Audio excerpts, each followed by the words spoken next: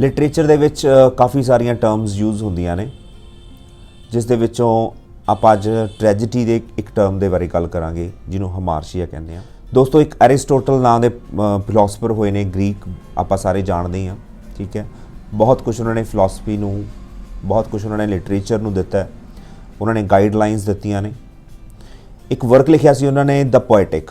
Poetic दे विच उन्होंने tragedy बारे, epic दे बारे दस्सिया सी कि उस दे विच की होना चाहिए, की नहीं होना चाहिए। तो ये सारियां गाइडलाइनस अगे जाके जिहड़े हैगे सीगे राइटर्स सीगे, ठीक है, जां प्ले राइटर्स सीगे, उन्होंने बहुत काम आईयां ते हुण तक भी उन्होंने फॉलो करते आ रहे हैं। तो ये बहुत ही फेमस वर्क होया एरिस्टोटल का। इस दे विच उन्होंने ट्रैजिडी के बारे दस्सिया सी। ट्रैजिडी के बारे आपां कदे फिर वीडियो बनावांगे, पर उस दे विच एक वर्ड आउंदा है हमार्शिया।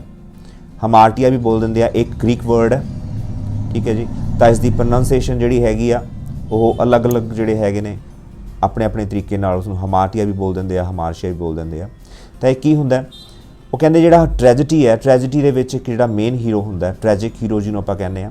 ठीक है, तो उस दे विच जिहड़ा मेन हीरो हुंदा है वो कोई ना कोई इहो जी गलती करदा है कि जिहड़ा कि वो ट्रैजिडी नूं जन्म दिंदी है एंड दे उत्ते जाके। ठीक है, तो उसनूं हमार्शिया बोलिया जांदा है।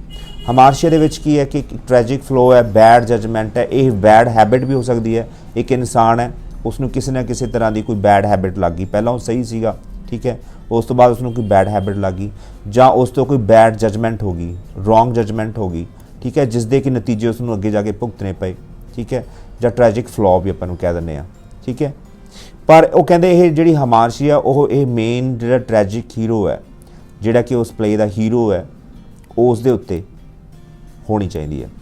ऐ नहीं कोई आम इंसान नूं ये कोई प्रॉब्लम हो गई, वो आम इंसान नूं यानी कि कोई रॉन्ग, कोई गलत आदत पै गई, जां कोई उस तो रॉन्ग जजमेंट हो गई, जां उस तो रॉन्ग डिसीजन लिया गया, वो जिहड़ा हैगा ऑडियंस के उत्ते कोई प्रभाव नहीं पाउंदा।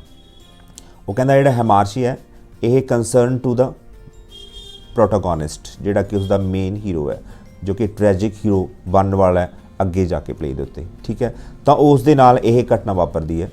प्ले दे विच बहुत ही प्रभावशाली व्यक्तित्व दा मालक हुंदा है, पर एन मौके दे उत्ते जाके उस तो कोई इहो जिहा डिसीजन लिया जाता है, ठीक है, जिहड़ा कि अगे जाके पिटी, फीयर नूं रॉस करदा है दर्शकों दे विच। ठीक है, तो जिसनूं आपां हमार्शिया कहने आ।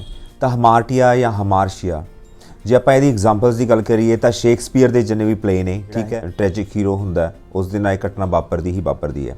ठीक है, तो इसनूं बिल्कुल मिरर ऑफ रियल लाइफ भी कहा जाता है। जिहड़ा शेक्सपीयर के प्ले ने उन्होंने मिरर ऑफ रियल लाइफ भी कहा जाता है। तो इस दे विच आपां गल करते हैं हैमलेट की। हैमलेट दे विच भी जिहड़ा कि प्रोटोगोनिस्ट हुंदा, जिहड़ा मेन हीरो हुंदा है कहानी का, तो उसनूं भी डिसीजन मेकिंग पावर उसकी नहीं हुंदी। ठीक है, उस दे विच दिखाया गया कि इस द ट्रैजिक फ्लो का कारण बनता है। He is always confusing in the not to be और नॉट टू बी, तो उसनूं प्रॉपर तरीके नाल अखीर तक भी जिहड़ा डिसीजन लै पाउंदा ते अखीर ते उस चीज़ का ट्रैजिडी का कारण बनता है। इस तरह ही मैकबथ, ऑथेलो ते बहुत ही फेमस वर्क होया एक किंग लेयर। तो किंग लेयर दे विच जो राजा दिखाया है वो भी हमार्शिया का शिकार हुंदा है, क्योंकि उसनूं एक बुरी आदत हुंदी है कि वह हमेशा आपकी प्रशंसा सुनना चाहता हुंदा, ईवन कि वह अपनी डॉटर्स नूं भी नहीं छड्डदा। ठीक है, तो यही उसके अगे जाके ट्रैजिक फ्लॉ का कारण बनदियां ते अगे जाके जिहड़ी हैगी है ट्रैजिडी अपना अंतिम रूप लैंदी है इस दे विच। तो यह बहुत ही सक्सैसफुल जिहड़ा हैगा एक वर्क है, तो यह एक बेस्ट एग्जाम्पल है हमार्शिया की।